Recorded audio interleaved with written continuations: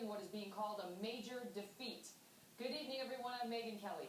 The United Auto Workers spent up to $5 million on a 2-year campaign to bring the union to a VW plant in Tennessee, and learned over the weekend that effort failed. The workers rejecting the union in a close vote, despite the fact that VW actually telegraphed its own indifference to the UAW coming in. Extremely rare. One VW worker saying he made his decisions based on recent history. Who is growing? Who is moving forward? Who is paying their people great and who is not? Look at Detroit, where there are dozen city blocks of empty houses. So what's the common denominator there? The UAW. Wow. But now organized labor groups across the country, groups like the SEIU and the AFL-CIO, are blaming all of this on, quote, right-wing politicians and conservative groups, like the Koch brothers, and they are vowing to fight back. Joining me now, Chris Stirewalt, our Fox News digital politics editor and host of Power Play on FoxNews.com Live. And when the unions say they're going to fight back, given their, $25 million in donations just over the past recent election cycles, and more, if you look at what they spent on the presidential race, to Democratic candidates, what does that mean? Where are the unions going to take this defeat? Well, they're going to take it probably in the chops because they don't have a lot of good immediate recourse. It's a bad year for Democrats. They will be able to save Democrats in a few races as they did for Harry Reid in 2010. The question for unions in America is today how to survive the next cycle, because the rules of the game have changed dramatically for unions. Once upon a time, they were the only super PACs. They were the only game in town when it came to this bundling of huge contributions and wielding this kind of political power. They do not like that others are now able to play that game with them. They do not like the consequences. Where they go from here is a very open question. They are a critical fundraising arm for the Democratic Party. Critical. I mean, they outspend, for all the complaining about how much the Koch brothers spend and all these, right-wing groups that support these conservative candidates. Yeah, the unions outspend them easily. And so they're an important group to get Democrats elected. Is this little old election down in Tennessee sort of a harbinger of bigger things to come? Well, this is the continuation of a trend line that we've seen since the mid to late 70s. We're down now at 7 or 6% of all of the private sector workers are in unions.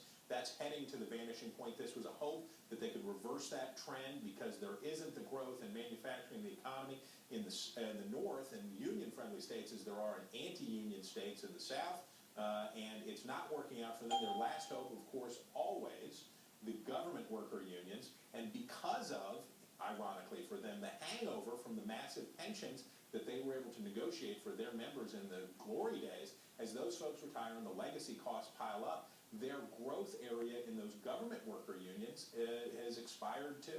Why did it fail? Because it used to be in this country, Norma Ray, the union stood for something, it was laudable, you looked at them, you may or may not have been a member of a union, but you respected what they stood for, stand up to the man, power for the worker. Who's for the man, right? Well. and so that's sort of how, you and I grew up back in our day. And now, a defeat like this at a plant that was allowing them to come in and speak to all the workers and saying, it's fine by us if you do it. Usually you have the company saying, no, don't do this. In this instance, VW was like, yeah, fine, give them a fair shake. Come on, talk to the workers. If you guys want to do it, go for it. Well, let's never underestimate the consequence of the failure of not only, because remember, we had 2 of the big 3 bankrupt and taken over by the federal government. We have the total failure of General Motors and Chrysler. Only Ford survived.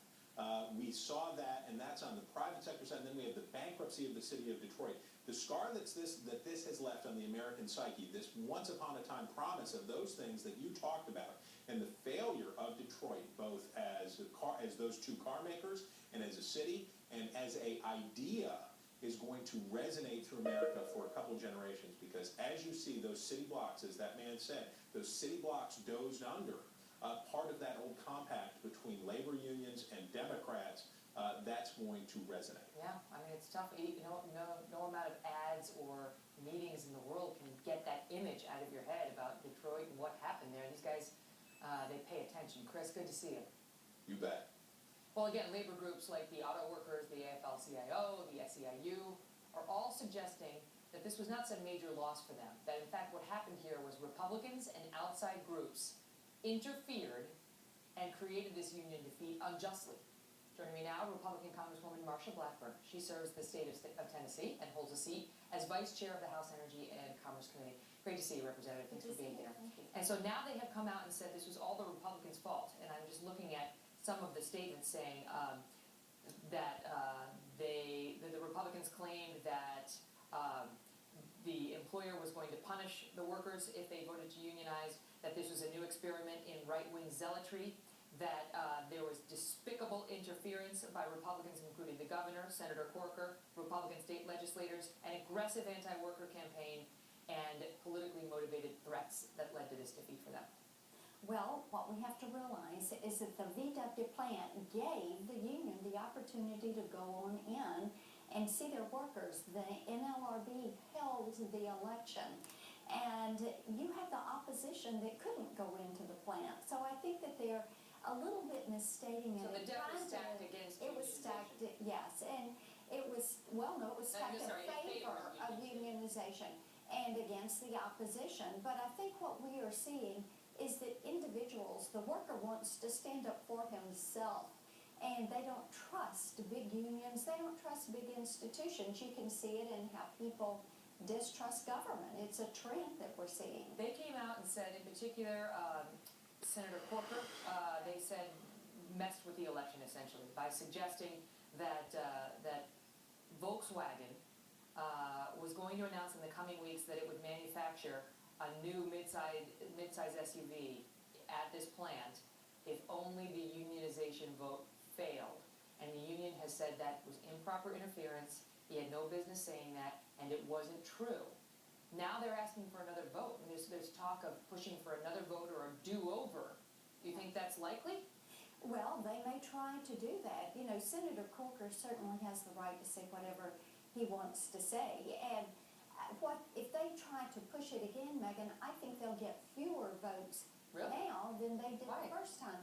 Because so many people found out at the last minute that the union had a neutrality agreement that they had already negotiated, the UAW, and it dealt with their wages and what they could make, the total benefits. And you're looking at workers now at the Volkswagen plant in Chattanooga who are making $27 an hour.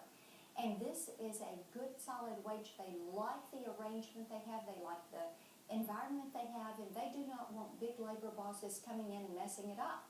And just like we have seen with teachers in California and Scott Walker in Wisconsin, people are going against the unions because they want the ability to control their life, their jobs, and their earning power, and they want to be focused on earning the most that they can possibly earn. They don't want to delegate that responsibility to a union organizer. Congresswoman Marsha Blackburn, great to see you. Good to see you. Thank you. Thanks for being here. Mhm. Now to a Kelly File investigation. We are now 4.5 months into the Obamacare sign-up process, and